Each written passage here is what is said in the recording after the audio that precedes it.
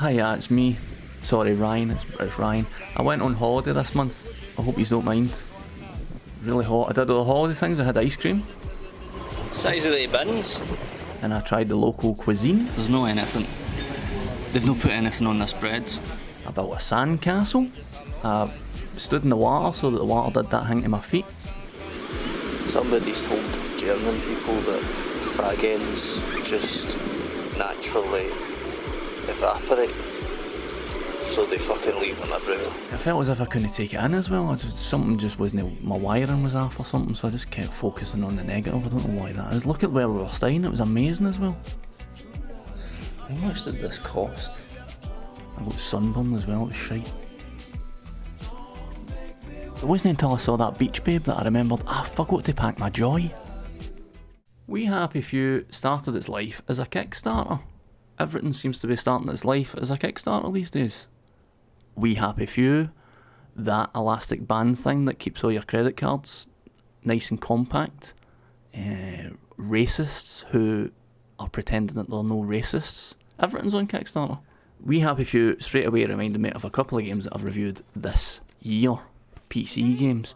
Subnautica and Vampire. Because those are two games that made exceptional worlds. And they created these worlds that had their own rules, and the things within the world adhered to the rules. But here, my number one problem that the very first problem that I've come across in We Happy Few is that we're in these worlds, and the rules of the world only seem to apply to me. In this universe, We Happy Few, people need to pop joy, and it keeps them nice and happy. There must have been occasions when they were making this game where they went, this isn't actually science fiction, this is just the world we live in now.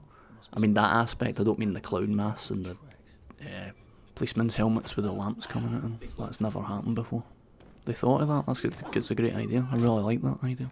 So it's in the script, they've put it in the script that everybody's on this stuff, but I'm the only one that has to actually adhere to these rules, which makes you feel more like a player than a part of the world. I realise I'm getting dangerously close to wank cat territory. Those games almost felt complete though. I mean, Vampire had, just like We Happy Few, had a fair few doors that you couldn't go through. But you just didn't notice as much because the world was so immersive. This feels a wee bit cluttered. And forgetful. It's a bit disorganised, is what I'm saying, guys. I find it quite interesting that I'm so pro indie game, but when an indie game doesn't attempt certain things, when the person that's making the game focuses on what they're good at. Take Undertale, one of the best games ever made. It's not a 3D fighting game, so it doesn't try to be a 3D fighting game. But when an indie game tries to do something, overstretches its reach, and fails, it's a wee bit heartbreaking. Because that's the nature of a game, is if you have to put me through things that aren't great, like your fucking combat, mate, sort it out. If you have to put me through that, it's going to taint my view on everything else.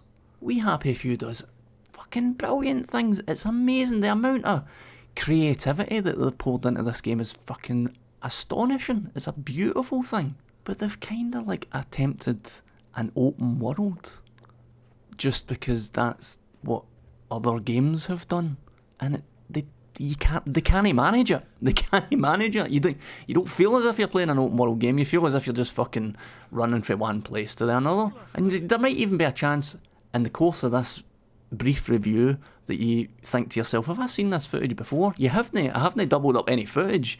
It's just that things start to look a bit samey. Like, wow, look at this. This is so cool, this game. The design of this game is so cool. Look at this cool world. But when you're playing it, you're going, wow, this game feels like it was made in 1995. The biggest positive that I can take away from playing We Happy Few is not the positive that they would want me to take away from it, because I feel like I've learned another new thing about game development, because this game really gives you a sense of how difficult it must be to keep track of a big project like this, because at its core it's fucking incredible, and it definitely has a heart. It definitely has a funny, creative heart.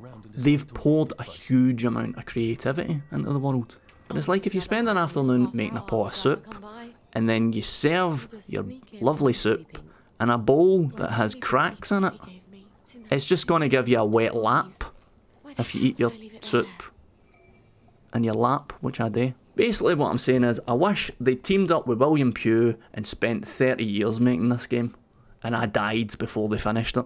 But here I am, still alive. That's life, you just can't have everything. Just need to deal with it.